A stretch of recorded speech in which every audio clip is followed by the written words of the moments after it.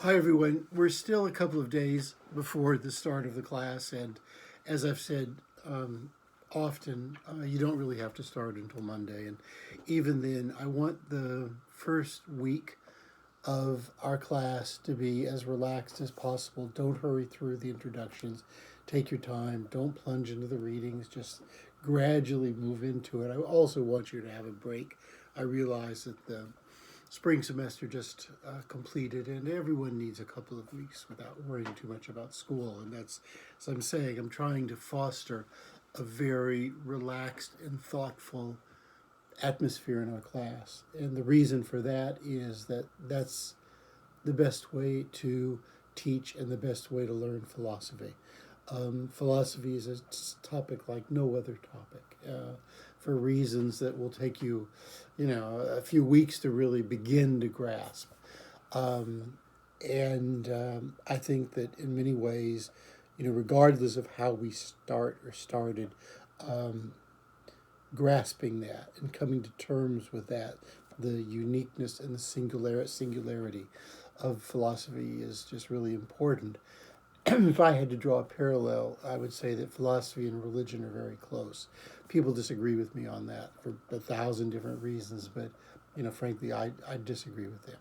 Because the reason for that is in both religion and philosophy, even though they have their particular way of handling their subject, they bring the sort of a maximum amount of respect and engagement um, to the subject, and that often leads them into conflict with daily and practical life, daily practical political life and the values of sort of everyday world.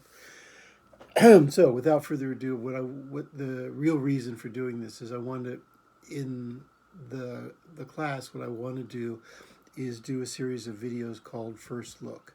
And I'll do this for everything we read. That is the first look at reading The Cave. So let me just do it. Okay, so the a few things to understand about The Cave is, first of all, it's a tiny little part of a long document. Um, I haven't to just sort of for other reasons I used to. So that's the whole Republic, and Plato wrote about 30 volumes, roughly like this. So he wrote a lot. That is to say, we have a lot of his. We've lost a lot as well. So, but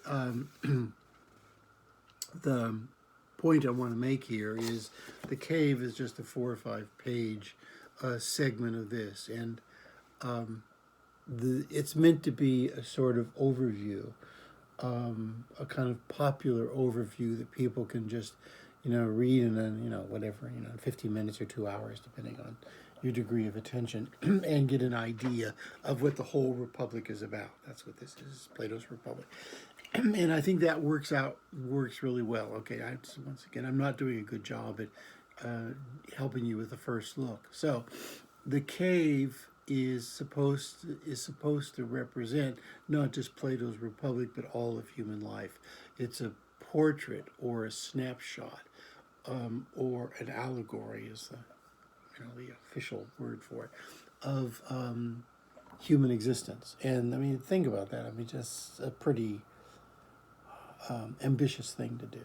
Okay, and but what I want to do is say that it has 4 parts. Okay, this is a sort of there's many ways of understanding the cave.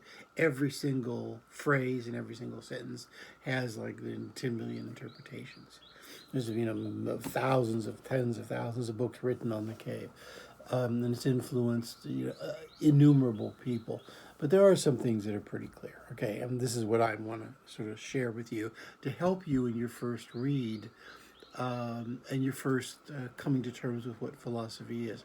Okay, so the cave has 4 parts. The first part is the basic portrait of human life, and what Plato does is describe human life as resembling life in a dark cave, and he enumerates about 10 traits of life in the dark cave, and what your task is to do is to follow that enumeration and figure out what that corresponds to in daily life. And this is where it gets interesting, hard, but kind of easy too, because the the one of the main ideas is that the cave dwellers, that is, all of us, grow up with only one very limited version of reality, and so you have to ask yourself, first of all, what does Plato mean by that, and secondly, how does that relate to your life? To what extent have you grown up with one single limited view of reality?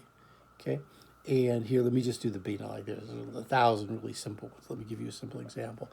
Let's say you grow up in a really small town. You have no idea what life is like in New York City other than, films and things like that. And obviously that's not going to, in most cases, be a very accurate portrayal of life in New York City. Okay, so that's one example. And you could do it the other way around. Here, let me do my favorite one. So I grew up in California, and at 21, I left for Paris. And I mean, I might as well have been space traveling, because I mean, I had no idea. Even though I knew French, I'd read about France, I'd studied France and all that stuff. I had no idea what life was going to be like in Paris. I had absolutely zero. And so all my representations of life in Paris were basically based on falsity. Okay, and so that's like the game that that one goes through, the process that one goes through as you're reading this.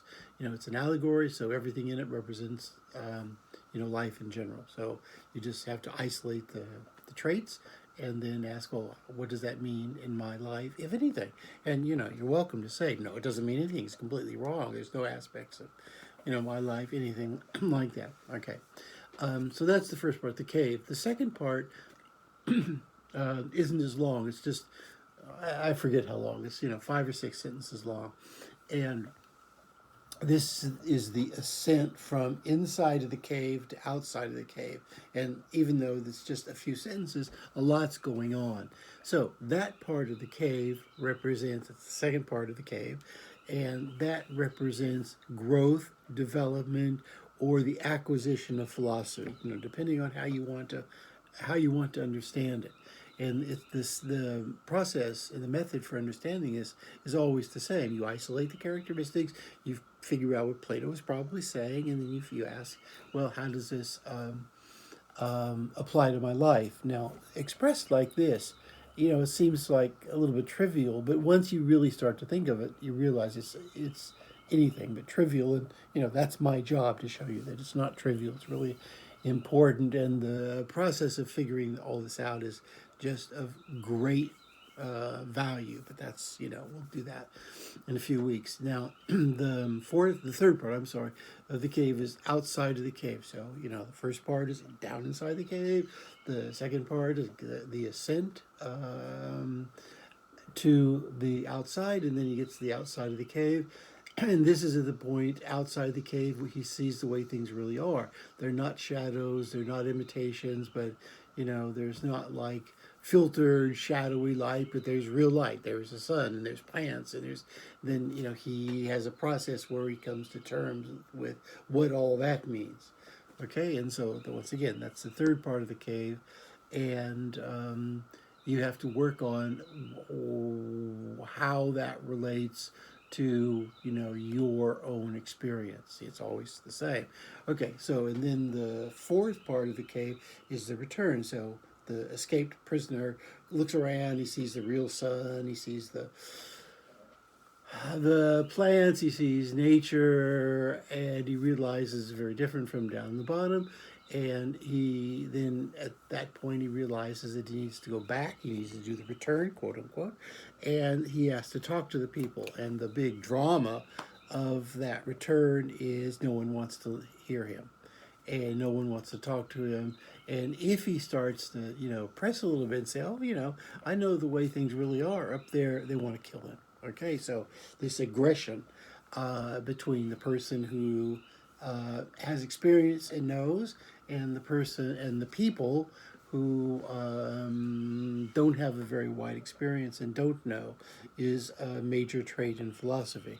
And we'll see this in a week or two, because Socrates in the Apology, we'll see that the people kill him. Okay, and then you can't not think of Jesus. You cannot think of Martin Luther King. You cannot think of any martyr to the truth. And so this is where philosophy, at this point in the course is headed. That is to say, philosophy might be like very idealistic, and you get the idea that it's determined to come up with really great things, and a real vision of what life is really like. On the other hand, it's making the point that this is done at tremendous risk, because most people most of the time don't like the truth. They want to shut out the truth, and you see this is where the whole questioning process really sort of gets underway, because you have to ask yourself, first of all, is that true? Do people, want to know, or do they want to lie?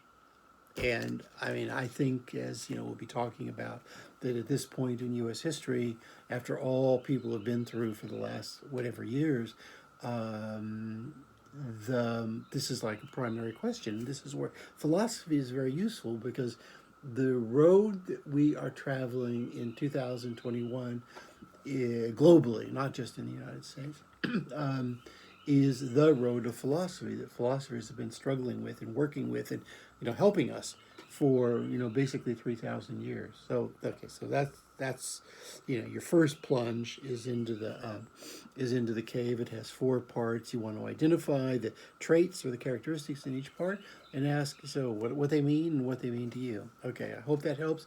So this is what I'm going to call first look. And I'll try to be a little more succinct about this as I kind of get into this. And I'll talk to you about it more as we go. Remember, we haven't technically started the class.